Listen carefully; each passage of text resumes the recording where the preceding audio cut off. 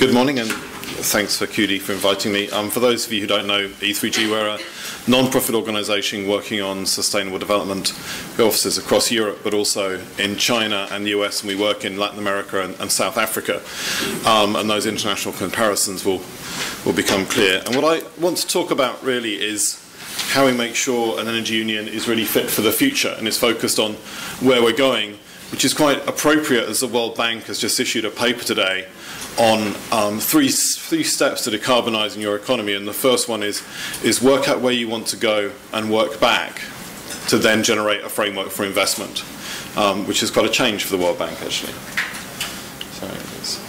So I've got 5 core points I want to illustrate quickly. Firstly, we need to back our demand revolution. Something quite profound is happening in the stabilisation and even reduction of demand for energy and transport.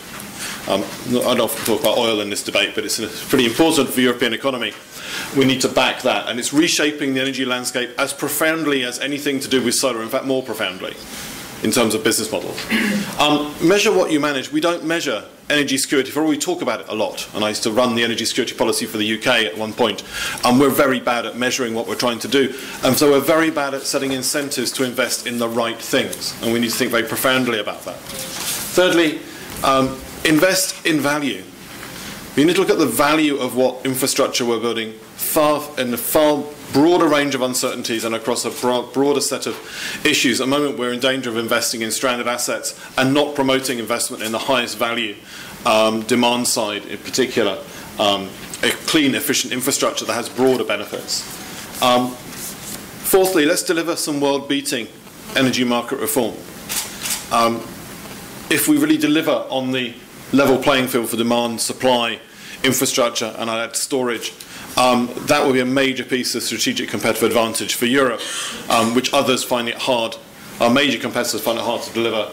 And lastly, we need to rebalance our external policy. We talk too much about access to fossil fuels and not enough about integrating global technology and investment markets, which is actually where most of our future security is going to come from, and future economic competitiveness. Oh, there. So I'm going to try and... there we are.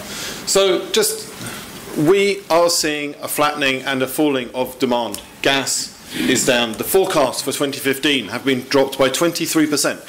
And if you look underneath that, that is mainly, you can look at the bottom by region, driven by efficiency policy in countries like the UK.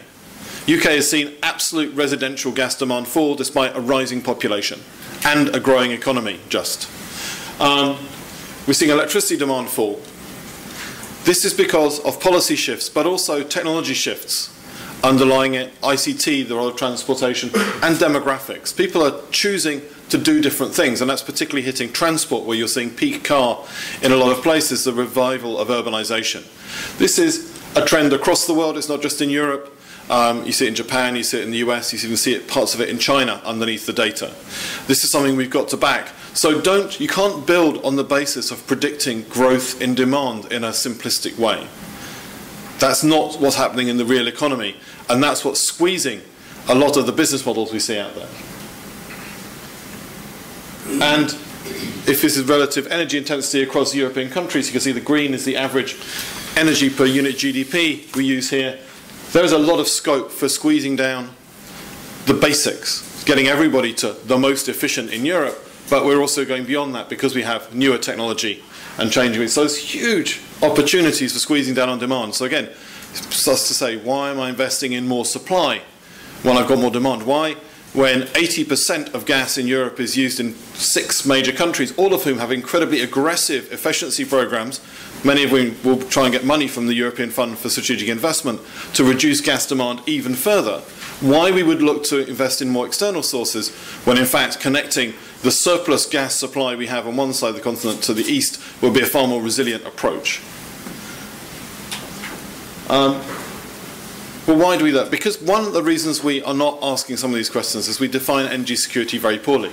And the graph here is some modelling we did with Oxford Economics several years ago with the European Climate Foundation, and said, if you stress the EU economy with an oil shock in 2020, what's the difference of performance in GDP between a high carbon business as usual economy and the low carbon 2020 plan?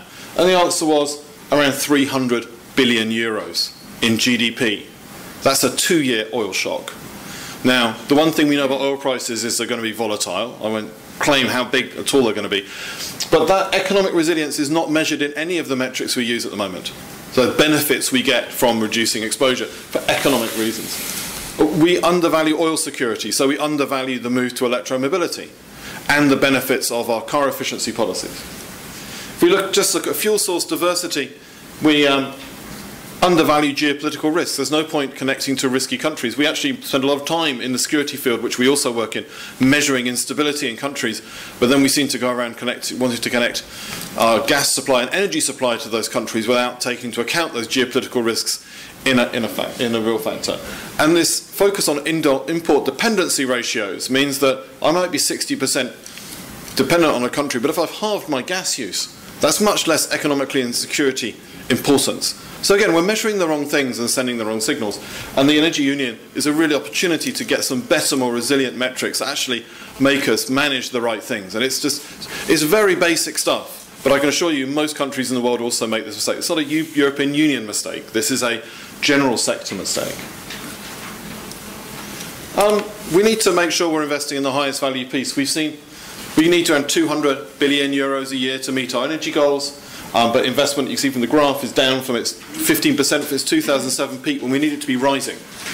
And the actual investment capacity in the sector has fallen given bank retrenchment.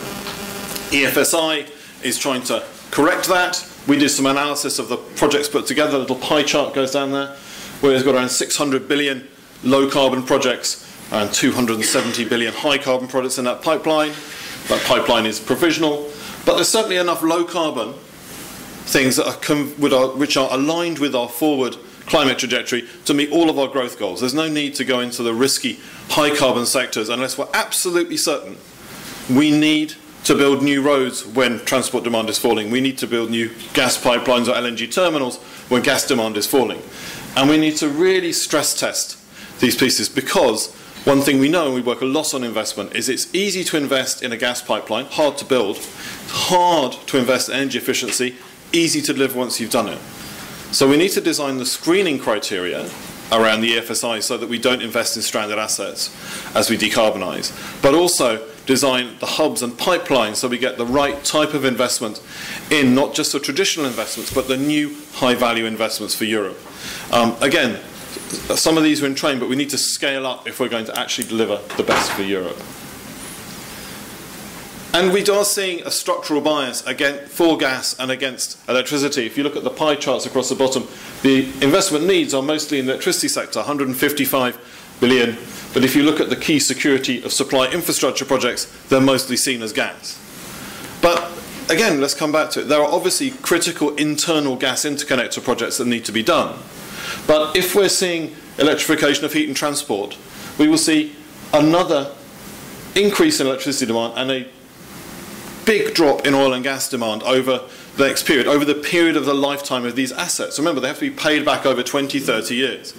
So we think we need a much more comprehensive view about that. And at the moment, gas pipelines are being assessed against gas demand 70% higher than the gas demand Europe will see if we met the 30% 2030 target. And we think we will overachieve, to be honest. There's so much opportunity out there. So one of the suggestions we're putting forward is a EU Climate and Energy Observatory, which would report to the Parliament and to the Commission and to the Member States, bringing together some of those long-term plans which we've talked about, but making it public and showing the scenarios out there. So all of the regulators, all of the investors are operating against a clear set of scenarios. They can make their choices. But at the moment we're using inconsistent data and we're in danger of investing in the wrong low-value projects. But the opportunities, so those are some of the things we need to make sure we invest in the right places, but we have got an enormous opportunity. One of the most powerful things we thought in the communication was this idea that the goal should be energy efficiency and demand side response, competing on equal terms with generation capacity. Now, the Commission, I know, think that's worth 100 billion euros a year. I'm not sure if I agree with that number, but we certainly think this is a huge opportunity. It's completely unexploited. It's part of the market for consumers. It increases in value as you electrify transport and heating and cooling.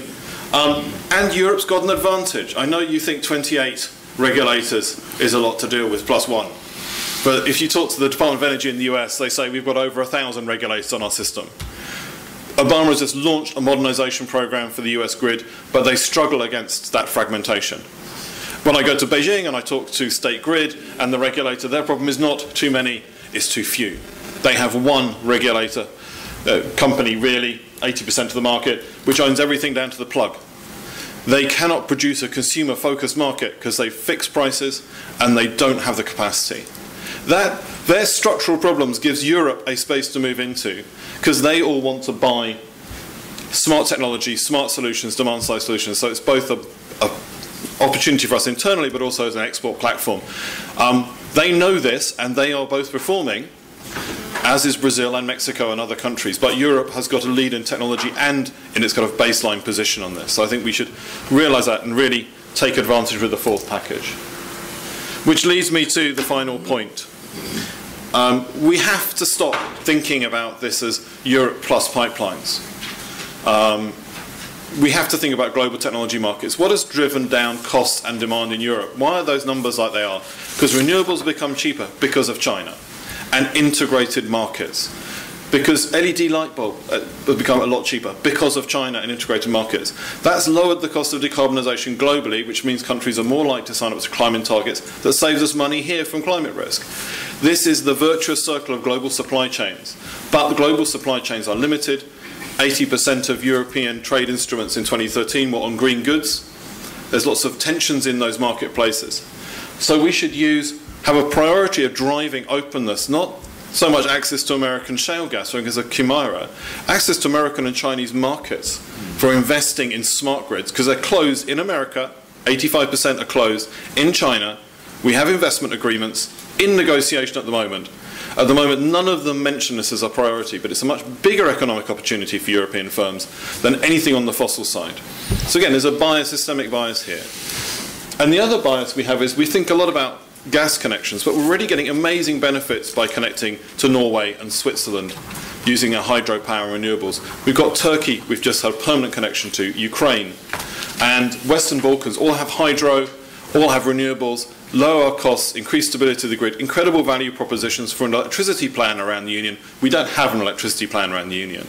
So again, one of the problems we feel is the External Action Services is under-prioritised and understaffed in the energy area. But this is, so DG Trade does some, but we need a stronger strategy. And that's what that technology strategy and interconnection strategy could really power forward the energy union. And again, coming back to the point, we have to invest, if it's going to last for 40 years, 30 years, it has to fit with the future.